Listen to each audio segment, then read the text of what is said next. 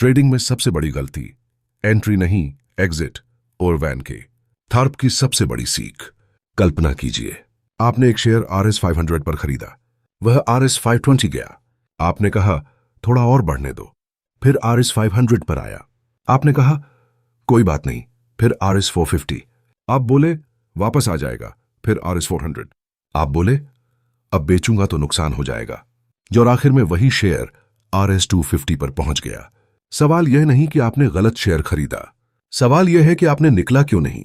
दुनिया के महान ट्रेडर वैन के थार्प कहते हैं, ट्रेडिंग में एंट्री नहीं एग्जिट आपको अमीर बनाती है। आज की वीडियो में हम समझेंगे 90% ट्रेडर एग्जिट क्यों नहीं कर पाते, होप ट्रेडिंग क्या होती है, स्टॉप लॉस क्यों जरूरी है, प्रॉफिट बुकिंग कब करनी चाहिए और कैसे प्रोफेशनल ट्रेडर हमेशा पहले एग्जिट तय करते हैं।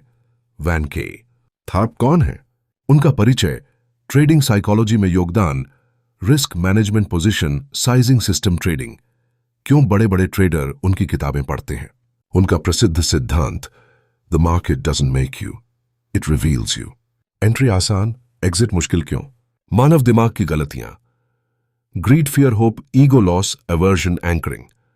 उदाहरणों के साथ समझाइए कि लोग नुकसान वाले शेयर क्यों नहीं बेचते। होप ट्रेडिंग क्या होती है, चित्र में लिखी बात को विस्तार से समझाइए। मैं इंतजार कर लेता हूं, एक दिन वापस आएगा, औसत कर लेते हैं। यही होप ट्रेडिंग है। यह निवेश नहीं, भावनात्मक निर्णय है। एग्जिट प्लान कैसे बनाते हैं, हर ट्रेड से पहले तय करें entry price, stop loss, target, risk reward ratio, position size. उदाहरण, entry 21 RS100, stop loss 21 RS95, target 21 RS115, risk 21 RS5, reward 21 RS15, risk reward 21 13। यही प्रोफेशनल ट्रेडिंग है। सफल ट्रेडरों की आदतें, वे कभी होप पर ट्रेड नहीं करते, वे लॉस स्वीकार करते हैं, वे डिसिप्लिन को प्रॉफिट से ऊपर रखते हैं, उनका फोकस प्रेडिक्शन नहीं। हमारा दिमाग दो बड़ी गलतियां करता है। पहली गलती, थोड़ा सा मुनाफा मिलते ही डर लगने लगता है कि कहीं वापस न चला जाए, इसलिए लोग जल्दी बेच देते हैं। दूसरी गलती, नुकसान होने पर उम्मीद करते रहते हैं कि शेयर वापस ऊपर आएगा, इसलिए नुकसान वाला ट्रेड महीनों तक पकड़े रहते हैं। यही वजह है कि छोटे छोटे प्रॉफिट और बड़े बड़े लॉस मिलकर अकाउंट को धीरे धीरे खत्म कर देते हैं। प्रोफेशनल ट्रेडर इसका उल्टा करते हैं, वे छोटे लॉस स्वीकार करते हैं और बड़े प्रॉफिट को चलने देते हैं। एग्जिट के 4 नियम। हर ट्रेड से पहले 4 सवाल लिखिए। अगर ट्रेड गलत हुआ तो कहां निकलूंगा, अगर ट्रेड सही हुआ तो पहला टारगेट क्या होगा, प्रॉफिट बढ़ने पर स्टॉप लॉस कैसे आगे बढ़ाऊंगा, अधिकतम कितना नुकसान स्वीकार है। अगर इन 4 सवालों के जवाब नहीं हैं तो ट्रेड लेना भी नहीं चाहिए। ट्रेलिंग स्टॉप लॉस की ताकत।